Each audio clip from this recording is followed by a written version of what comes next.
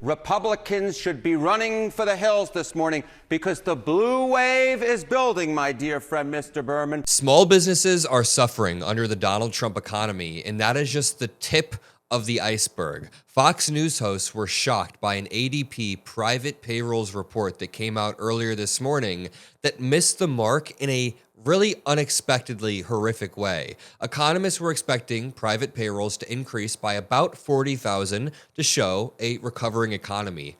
But we missed the mark so hard that we showed negative 32,000 jobs, mainly concentrated in small businesses who cited tariffs as the number one reason they are stretched thin and have to lay people off or can't hire more people onto their staff. See, tariffs disproportionately hurt small businesses because they are a tax on goods that are imported by businesses, and those small businesses only have so much capital, so it disproportionately eats into the limited capital they have, and they can't use it to hire other people. That hurts downstream. We'll dig into the Fox News report in 1 second, but let's listen to the news being broken just a bit ago. Hey, Joe, a big miss on the ADP payrolls.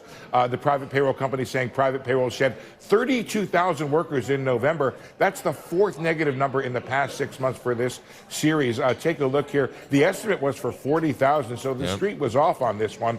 And how did you get there? Well, goods producing shed 19,000 workers, service producing shedding 13,000 workers. But the big story here, and I'll show you more detail on this, is what's happening with small business, down 120,000.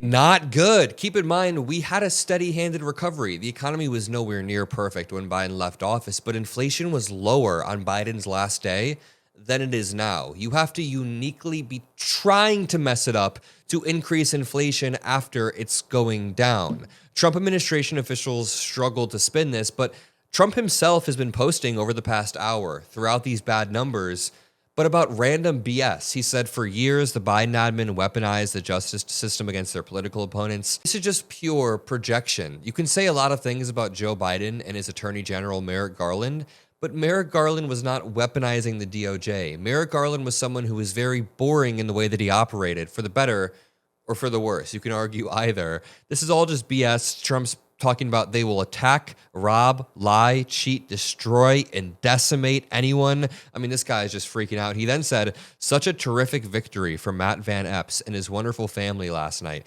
Dude, he underperformed by like 13 to 14 points. That is not a great victory. This is crazy cope. While this is happening, Heather Long points out, yikes.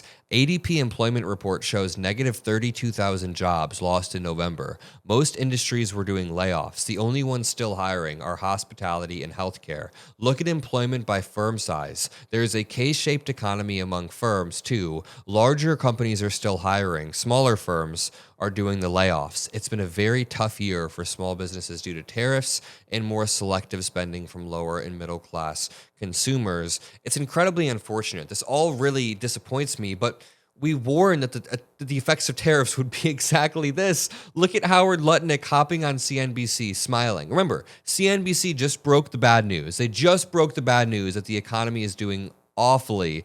And then Howard Lutnick has to come on and spin right after. Take a listen. These trade negotiations and deals. I do want to ask you about the recent economic data, because today we learned that the private sector is losing jobs. Small business getting hit really hard. Negative number in front of ADP. And one of the reasons that they cite is tariffs. They cite tariffs in the report. I'm just going to point that out. Guess how long it takes for Howard Lutnick to blame the party that's not in power, the party that doesn't have presidential power or congressional power. So do you worry about some of the economic fallout here as these tariffs really take hold?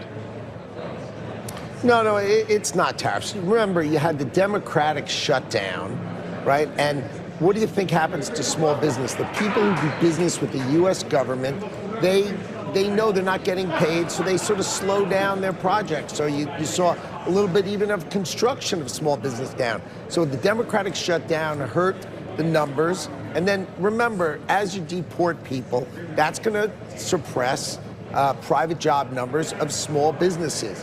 But they'll rebalance and they'll regrow. So I think this is just a near-term event. And you'll see as the numbers come through over the next couple of months, you'll see that all pass. And next year, the numbers are going to be fantastic. I think because the jobs of building in America, as Donald... Dude, next year, They said day one. They said prices would go down on day one. There'd be 90 deals in 90 days. What do you mean next year? He just spun this so far up his ass that he blamed Democrats in the shutdown for long-term losses in jobs. As we heard, this is the fourth negative jobs report in 6 months, and he's blaming Democrats. The spin isn't even like funny anymore. It's just offensive to my intelligence. Before we watch the next Howard Lutnick clip, let's listen to how Fox News spun this. They immediately said, oh, look it, the stock market is doing well off of the bad news because maybe interest rates will be lowered finally. I mean, how are you going to look at the job market, which affects every American, the job market suffering, and say that's fine because the stock market, which affects a smaller portion of Americans, is doing okay? They are on the move right now as we just got the November ADP numbers crossing the tape right now. An unexpected loss of jobs. Cheryl Casoni, tell us more. We did. We got a loss of 32,000 jobs, which in a way markets may want it to have seen because that gives In a way, people may have actually want to, maybe you a better shot at a rate cut for December or more of a confirmation of that. The expectation was 10,000. They also revised for October up to 47,000 from 42,000. At this point, we're still seeing about an 85% chance of a quarter rate point next week, But again, this is the private sector job market. This is 500,000 U.S. employers. This is the freshest data that the Fed's really going to get on jobs, Maria, ahead of that decision. a lot of the data is being stifled. And at the end of the day, what she's saying is correct. Due to the fact that the jobs came in very, very poor, people are now putting more money in the stock market because they expect a decrease in interest rates. But Howard Lutnick will never explain that. He'll just blame it on the Democrats and say tariffs have nothing to do with it, even though Trump is actively reversing course on his most extreme tariffs. When you walk into the grocery store, you'll see that beef prices are higher, bread prices are higher. You'll see that orange juice prices have gone up 29%. Prices across the board are higher, save one or two items. I mean, eggs are an outlier in this case. And this is due to tariffs. That's why Trump reversed tariffs on the items I just listed. We hear all the time that businesses do struggle with tariffs and the higher costs and the uncertainty that comes around that. And even if you don't think that that's happening, I mean, factory activity shrinking in November by the most in 4 months. We got a manufacturing report this week.